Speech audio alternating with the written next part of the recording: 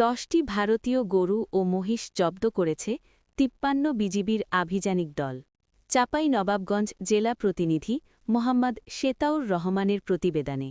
চাঁপাইনবাবগঞ্জ সীমান্তে পৃথক অভিযানে 10টি ভারতীয় গরু ও মহিষ জব্দ করেছে ৫৩ বিজিবির আভিযানিক দল।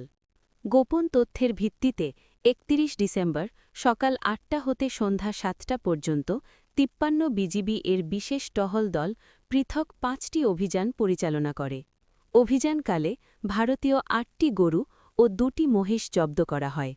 জহুরপুর টেক বিওপির চরবাগডাঙ্গা ইউনিয়নের সাদ্দামের চর এলাকা থেকে ২টি গরু, পাকা ইউনিয়নের দোসরিশিয়া গ্রাম থেকে ২টি গরু, সূর্যনারায়ণপুর ইউনিয়নের সাতরশিয়া গ্রাম থেকে ২টি গরু, মোনাকষার সাহাপাড়া গ্রাম থেকে ২টি গরু এবং বোগলাউড়ি গ্রাম থেকে ২টি মহিষ জব্দ করে।